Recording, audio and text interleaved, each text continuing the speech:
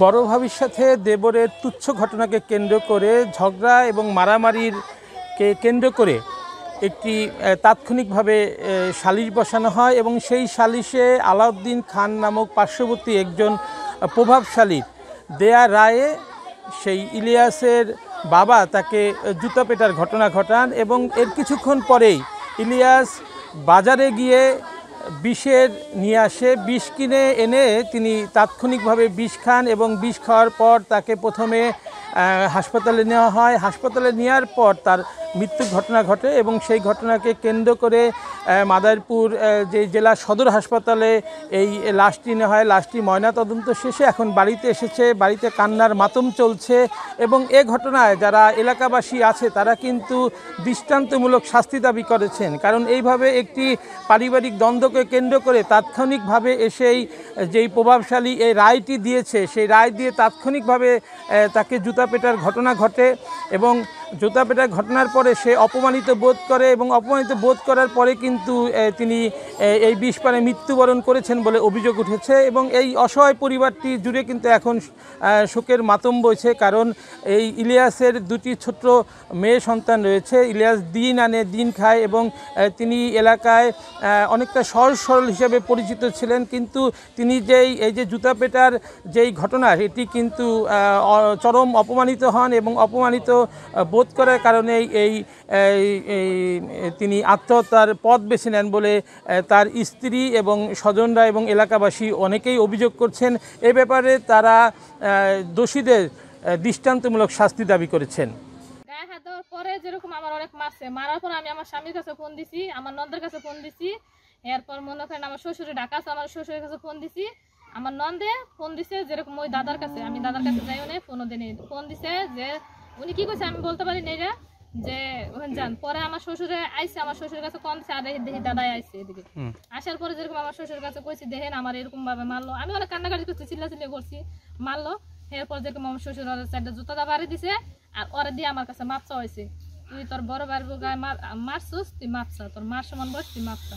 ওই যেরকম আমার পায়ে ধরে মাপসাইছে পর আমি ওর ডানা ধরে উঠেছি যে তুই তো ছোটবেলা থেকে এরকম করতেছ, জীবনে তো ভালো হবি না, যা তোর আমি মাফ করে দিচ্ছি। মাফ করে দেওয়ার পরে যেরকম ও হেন থেকে করলে আমি থাকবোই না এই জায়গাতে, এরকম অনেকবারই করে। তা আমরা ভাবছি থাক কোনো দুষ্টাম ফেজাম করে ও যাই আইয়া করবো। ও শার্ট প্যান্ট কিনতে গেছে কই জানি, যাওয়ার পরে ও বাড়তে আইসে, ঠিক আছে। ওই যে আমার যখন মারে তখন ওর বউ ওই জায়গায় খারাপ, তখন ওর বউ আমার ধরে নাই, আমারও ধরে নাই, আর সারাই তো ও জানে যে আমার স্বামী যার একজনের মারতেছে আমি তো ধরে নাই। মারার পরে ও এখানে খারাই রয়েছে, আমরা মনে করেন এখানে আমি অনেক কান্নাকাটি করতেছি, কারণ মারছে আমার অনেক প্রচুর মারছে, কান্নাকাটি করতেছি। ওর বউ ওরা এখানে খারাই থেকে নিয়ে হলে বিষ খেয়ে মরগা এরকম আমার দুজন নিয়ে গেল পর ওর বউরা আমার শাশুড়ি কি করছে এটা আমি শুনিনি, আর ওর বললো আমি কোনো কথাবার্তা বাড়ি দিছে 10 এই যে 100টা বাড়ি দিছে, 100টা বাড়ি দিছে, জুতা বাড়ি দিছে। কে বললে জুতার বাড়ি দিতে বলছে? আলাদা কি ওখানে বিচার করছে কোনো? হ্যাঁ মাপসা হয়েছে ই করছে, তারপরে হ্যাঁ মাপ দিছে, হ্যাঁ মাপ চাইছে, তো এই অনেকে আরো জুতা বাড়ি দিতে। কে বললো এটা? এই যে আলু দীক্ষা করছে। পরে তারপরে যে হেজিতে ওখানে থাকতে আছে মরে যাচ্ছে, এটা মাইরা হলাইছে। আপনি মারা যাওয়ার আগে আপনার স্বামী আপনি কিছু যখন বিষ আনতে তখন কি কিছু বলছে আপনি? না না জানলো ওনার কাছে বিস্তারিত যে কি হয়েছে, পরে উনি বিস্তারিত বলো যে আমার গলার মধ্যে অন্য হালাই দিয়া বুকে ঘুরতে পাড়াইছে, ঘুষাইছে, হ্যাঁ জুতা ফিটটাও লাগাইছে। এই কথা উনি স্টেটমেন্ট দেওয়া দেখা করলো যে তখন জুতা লাগায়, এই কথা করলো। পরে এই কথা কয়ে ওই সেন্ট্রাল আসল নাকি ওই সেন্ট্রাল দিয়ে মানে ওই 4-5টা বাড়ি দিছে আর কি। রায়টা তো আপনি দিচ্ছেন? না রায় দিনি, আমরা তো শুনলাম যে আপনি 100 জুতার বাড়ি দিতে বলছেন। না না আমি রায় দিনি, হ্যাঁ আমি এটা আমি বলি নাই।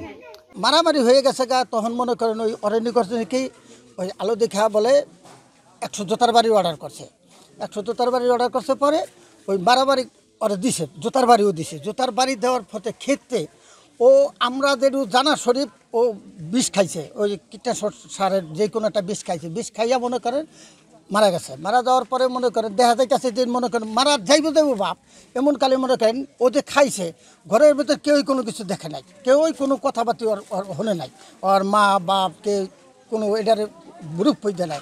যখন দেখে বমি করতে নিকা বাড়াবাড়ি গেছে গা, বমি করতেছে, ঘরের দুয়ার মেলায় আসল বমি করতেছে, তখন নিকলনি করে। আচ্ছা, নিয়ে আসে মারামারি এলো কখন? বিষটা খাইলো কখন? বিষটা খাইছে প্রায় 10-11টার দিকে।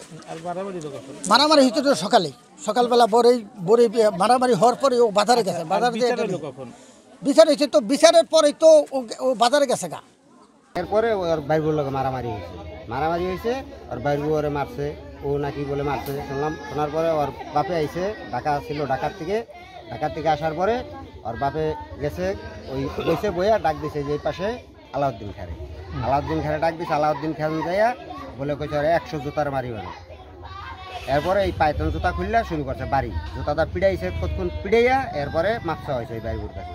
মাছ চাওয়ানোর পরে এই খেতে এরপরে কি ওরে বিষ খাওয়াইছে না খাইছে আমরা দেখি কিনেই বলতে পারি না। ঘরের ভিতরে শুনলাম বিষ খাওয়া অবস্থা কাতরাইছে, এই করছে। এরপরে এই অন্য বাড়ির লোকেয়া বাইর করে নিয়ে গেছে শিবচর যাওয়ার পরে শিবচর এই মৃত্যু ঘোষণা দিয়েছে।